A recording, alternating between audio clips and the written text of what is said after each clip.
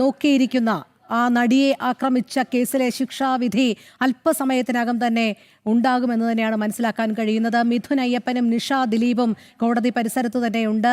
മിഥുനിലേക്ക് പോകുകയാണ്. മിഥുൻ, ഈ ശിക്ഷാവിധിയിന്മേലുള്ള വാദപ്രതിവാദങ്ങൾ ഏകദേശം 1.5 മണിക്കൂറോളമാണ് നീണ്ടത്. പ്രതികൾക്ക് പറയാനുള്ളതെല്ലാം കോടതി കേട്ടു. അതോടൊപ്പം പ്രോസിക്യൂഷന്റെ വാദവും കോടതി കേൾക്കുകയുണ്ടായി. ഇനി എന്താകും ശിക്ഷ എന്നുള്ളതാണ്. നിയമവൃത്തങ്ങൾ പലതരത്തിലുള്ള സൂചനകൾ തരുന്നുണ്ട്. എന്തായാലും കോടതി നടപടിക്രമങ്ങളൊക്കെ ഏത് വരെ എത്തി നിൽക്കുകയാണ്. ശിക്ഷാവിധി ഉടൻ ഉണ്ടാകുമെന്ന് തന്നെയാണോ മനസ്സിലാക്കേണ്ടത്?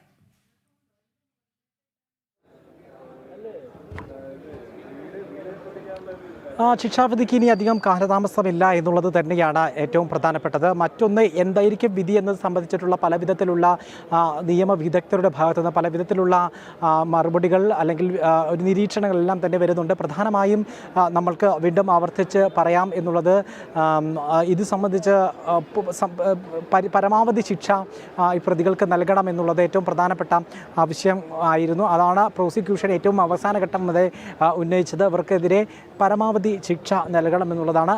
അതിനെ എന്താണ് ചെയ്തിരിക്കുന്ന കുറ്റം എന്നുള്ളത്, അതായത് തെളിഞ്ഞിരിക്കുന്ന കുറ്റം എന്ത് എന്നുള്ള കാര്യത്തിലേക്ക് ആണ് ആ ഒരു ഘട്ടത്തിൽ കടക്കേണ്ടത്. ഒന്ന് കൂട്ടബലാത്സംഗം, മറ്റൊന്ന് ക്രിമിനൽ ഗൂഢാലോചന, മറ്റൊന്ന് അന്യായമായി തടങ്കൽ വെക്കൽ, മറ്റൊന്ന് ഇത്തരത്തിൽ അശ്ലീല ദൃശ്യങ്ങൾ പകർത്തൽ പ്രചരിപ്പിക്കൽ. ഇത്തരമാണ് ഏറ്റവും പ്രധാനമായും ഈ 6 പ്രതികൾക്കെതിരെ ചുമത്തിയിട്ടുള്ള കുറ്റം, ഈ തെളിഞ്ഞിട്ടുള്ള കുറ്റം. ഈ കുറ്റമെല്ലാം തെളിഞ്ഞു കഴിഞ്ഞു. അങ്ങനെയെങ്കിൽ ഈ കൂട്ടബലാത്സംഗത്തിന് ഈ നേരത്തെ നമുക്കറിയാം നിർഭയ കേസിൻ്റെ വിധിയെല്ലാം പരിഗണിക്കുകയാണെങ്കിൽ ജീവപര്യന്തം അടക്കമുള്ള പരമാവധി ശിക്ഷ ജീവപര്യന്തം എന്നുള്ളതാണ്. ആ ജീവപര്യന്തത്തിലേക്ക് എത്തണം എന്നുള്ളതായിരുന്നു പ്രോസിക്യൂഷൻ്റെ ആവശ്യം. പ്രോസിക്യൂഷൻ ഇന്നത്തെ വിധിമേലുള്ള ന്യായത്തിൽ ആത്യന്തം ആ ഒരു കാര്യത്തിൽ ഉറച്ചു നിന്നുകൊണ്ടാണ് സംസാരിച്ചത് മുഴുവൻ. അത്തരത്തിൽ ആ ഒരു ഇവർക്ക് ഘട്ടത്തിലാണ് ഇവർക്ക് പൂർണ്ണമായും ഈ 6 പ്രതികൾക്കും അത്തരത്തിൽ പരമാവധി ശിക്ഷ നൽകാനാകുമോ എന്നത്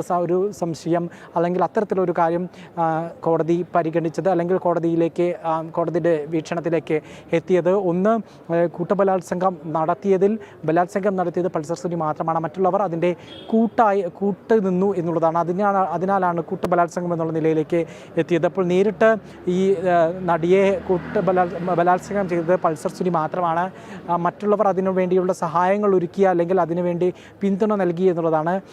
അവർ കൂട്ടായി നടത്തിയ ഒരു പ്രവർത്തനം എന്നുള്ളതിൻ്റെ പേരിൽ ഒരുപക്ഷെ കൂട്ടബലാത്സംഗം നടത്തിയത് പൾസർ സുനി ആയതിനാൽ ഒരു ഏറ്റവും കടുത്ത ശിക്ഷ പൾസർ സുനിക്ക് മാത്രമാവുകയും മറ്റുള്ളവർക്ക് അതിനേക്കാൾ കുറഞ്ഞ ശിക്ഷയിലേക്ക് നീങ്ങാനുള്ളൊരു സാധ്യത എന്നുള്ള നിലയ്ക്ക് പല നിരീക്ഷകരും കോടതിയുടെ കഴിഞ്ഞ വാദ സമയത്തെ ശിക്ഷാവിധിമേലുള്ള വാദ സമയത്തെ മിഥുൻ, ഇവിടെ അത്തരത്തിലുള്ള വാദപ്രതിവാദങ്ങൾക്കിടയിൽ പ്രോസിക്യൂഷന്റെ ഭാഗത്ത് നിന്നുണ്ടായത് ഈ 6 പ്രതികളും പൾസർ സുനി എന്ന 1-ാം പ്രതിക്ക് ഒപ്പം തന്നെയാണ് മറ്റ് 5 പ്രതികളും കൂട്ടുനിന്നത്. ഇവർ ഓരോ കണ്ണികളായി പ്രവർത്തിച്ചു. ഒന്നിൽ നിന്ന് മറ്റൊരാളിലേക്ക് ഇതിന്റെ കൃത്യമായ ആസൂത്രണം നടപ്പിലാക്കിക്കൊണ്ട് തന്നെ ഇരിക്കുകയായിരുന്നു. അതുകൊണ്ട് മറ്റുള്ളവർക്ക് പങ്കാളിത്തമില്ല അല്ലെങ്കിൽ ശിക്ഷയിൽ ഇളവ് വേണം എന്നുള്ള വാദഗതികൾ നിലനിൽക്കില്ല എന്നുള്ള ഒരു നിയമ രീതിയല്ലേ പ്രോസിക്യൂഷൻ ഈ വിഷയത്തിൽ തുടർന്നത്?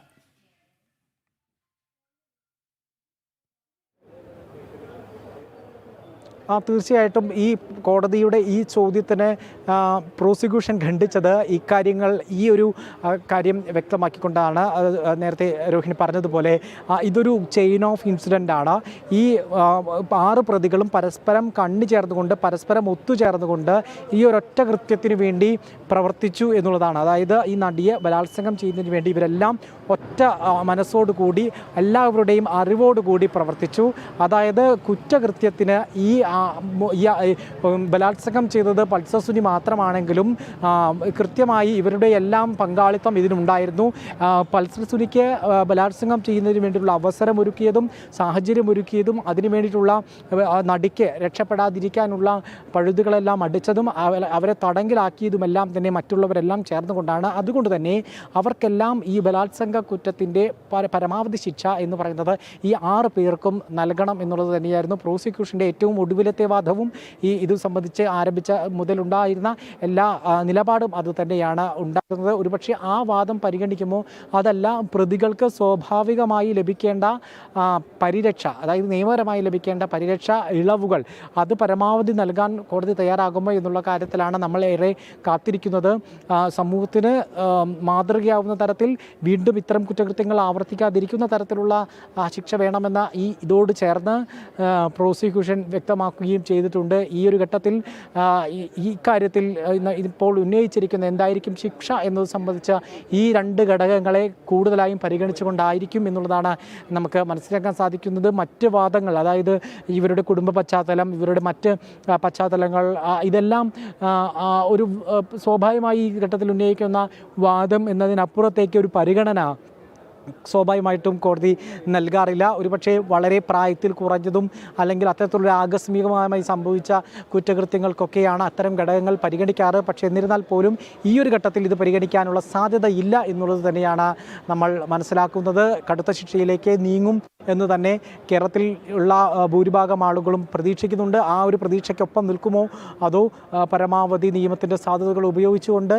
ഒരാളിലേക്ക് മാത്രം പരിപൂർണമായിട്ടുള്ള ശിക്ഷ ഒതുക്കി മറ്റുള്ളവർക്ക് ശിക്ഷ അതിനേക്കാൾ കുറഞ്ഞ ശിക്ഷയിലേക്ക്, തടവിലേക്ക് നീങ്ങുമോ എന്നുള്ളതാണ് ഏറ്റവും കൂടുതൽ കാത്തിരിക്കേണ്ട കാര്യം. ഏതായാലും മിഥുൻ തുടരുക, മിഥുനിലേക്ക് എത്താം. നിഷയിലേക്ക് കൂടി പോകുകയാണ്. നിഷ, അതിജീവിതയുടെ അഭിഭാഷക കൃത്യമായി തന്നെ കാര്യങ്ങൾ അവതരിപ്പിക്കുകയുണ്ടായി. പ്രോസിക്യൂഷൻ പറയുന്നുണ്ടായിരുന്നു ഈ കുറ്റക്കാർ എന്ന് കണ്ടെത്തിയ പ്രതികൾ ഏതൊക്കെ രീതിയിലാണ് ഇതിൽ പങ്കാളികളായത്, കണ്ണികളായത് എന്നൊക്കെയുള്ളത്. എന്തായാലും ശിക്ഷ വിധിക്കുമ്പോൾ നമുക്ക് കൃത്യമായി തന്നെ അതിൻ്റെ നിയമവശങ്ങൾ മനസ്സിലാക്കാൻ സാധിക്കും. അതോടൊപ്പം തന്നെ മറ്റ് കാര്യങ്ങൾ കൂടി, അതായത് ഈ കുറ്റവിമുക്തമാക്കപ്പെട്ടവർ ഏതു രീതിയിലാണ് കുറ്റവിമുക്തരാക്കിയത്, അല്ലെങ്കിൽ അവർ എങ്ങനെയാണ് കോടതിയുടെ ആ പരിരക്ഷ ലഭിച്ചത്, തെളിവുകളുടെ അഭാവം എങ്ങനെയുണ്ടായി, പ്രോസിക്യൂഷന് കോടതിക്ക് മുൻപാകെ ഗൂഢാലോചന തെളിയിക്കാൻ കഴിയാത്തത് എന്തുകൊണ്ടാണ് എന്നൊക്കെയുള്ള വിവരങ്ങൾ കൂടി ആ വിധി പകർപ്പിൽ ഉണ്ടാകുകയില്ലേ. അപ്പോൾ ഈ കേസുമായി ബന്ധപ്പെട്ടുള്ള കൃത്യമായ വിശദാംശങ്ങൾ തന്നെ ഇന്ന് പൊതുസമൂഹത്തിന് മുന്നിലേക്ക് വരികയല്ലേ?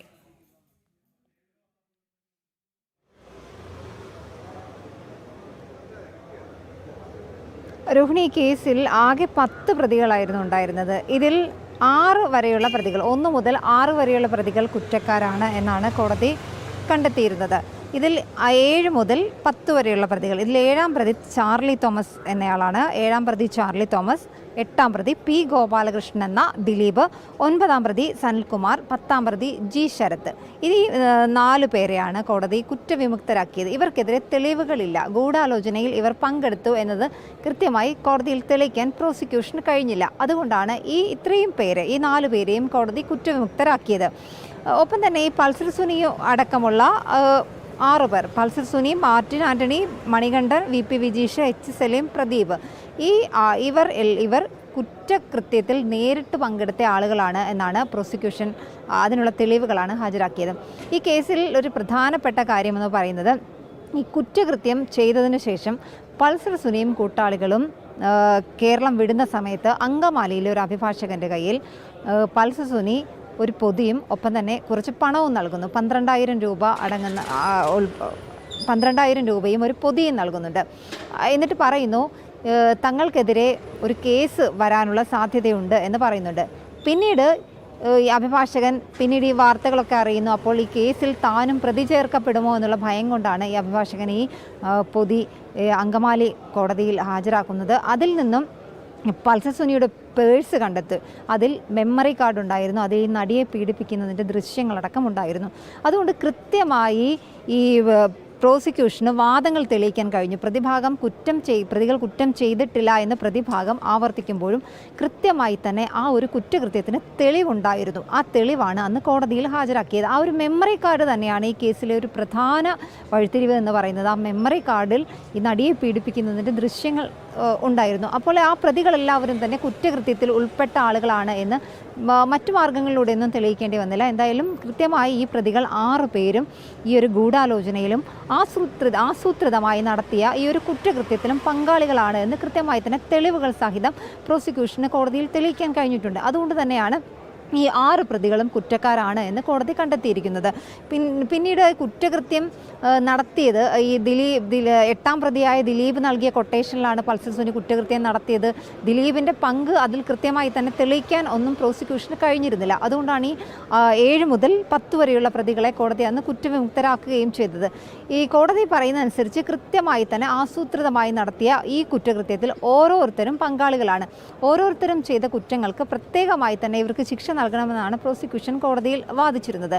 കൃത്യമായി ആസൂത്രണം ചെയ്ത് നടപ്പാക്കിയ ഒരു കാര്യം. ഇനിയിപ്പോൾ നമുക്ക് അറിയാനുള്ളൊരു കാര്യം, ഈ രോഹിണി ചോദിച്ചതുപോലെ 4 പ്രതികളെ കുറ്റവിമുക്തരാക്കുമ്പോൾ 1-ാം പ്രതിയായ പൾസർ സുനി ആർക്ക് വേണ്ടി, അല്ലെങ്കിൽ ഈ ഒരു ക്രൂരമായ ബലാത്സംഗം നടത്തുമ്പോൾ, നടിയെ തട്ടിക്കൊണ്ടുപോയി ക്രൂരമായ ബലാത്സംഗം നടത്തുമ്പോൾ എന്തായിരുന്നു സുനിയുടെ ഉദ്ദേശം, എന്തിനു വേണ്ടി അല്ലെങ്കിൽ ആർക്ക് വേണ്ടിയാണ് പൾസർ സുനി ഈ ഒരു കാര്യം ചെയ്തത്? അത് കൃത്യമായി തന്നെ ഈ പൾസർ സുനി 1-ാം പ്രതി എന്ന് പറയുമ്പോൾ കൃത്യമായി ഈ കാര്യങ്ങളിലേക്ക് നയിച്ചതും പൾസർ സുനിയുടെ പങ്കും പൾസർ സുനിക്ക് കിട്ടുന്ന കുറ്റവും ശിക്ഷയും ഒക്കെ തന്നെ ഈ വിധിന്യായത്തിൽ കൃത്യമായി തന്നെ ഉണ്ടാകും. എന്തായാലും നമ്മളെല്ലാവരും തന്നെ കാത്തിരിക്കുന്ന ഒരു കാര്യം എന്ന് പറയുന്നതും അത് തന്നെയാണ്.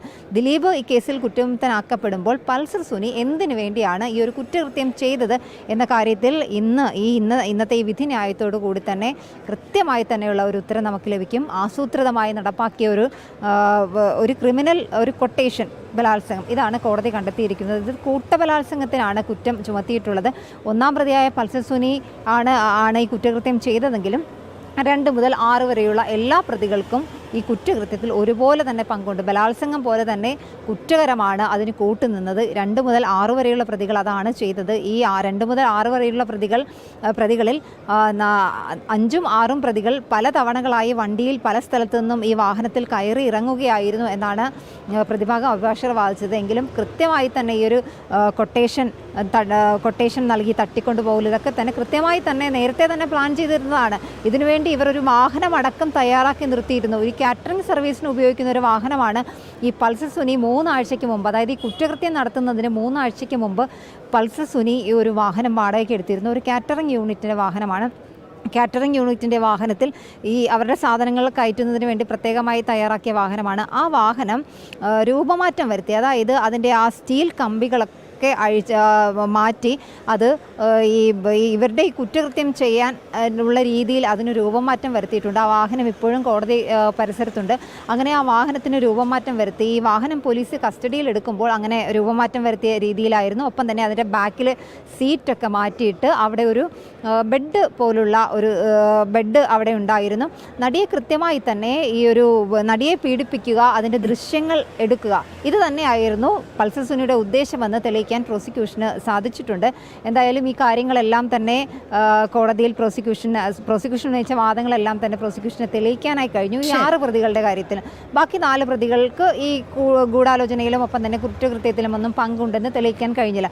അതുകൊണ്ടാണ് അവരെ കുറ്റവിമുക്തരാക്കിയ ഒരു കോടതി വിധി നേരത്തെ തന്നെ ഉണ്ടായത്. എന്തായാലും അല്പസമയത്തിനകം തന്നെ ഈ കുറ്റകൃത്യത്തിൽ ഏർപ്പെട്ട 6 പ്രതികൾക്ക് എന്ത് ശിക്ഷയാണ് നൽകുന്നത് എന്നുള്ള കാര്യം നിമിഷങ്ങൾക്കകം തന്നെ എറണാകുളം CJM കോടതിയിൽ നിന്നും തീർച്ചയായും ഏവരും കാത്തിരിക്കുന്നതും അതുതന്നെയാണ്.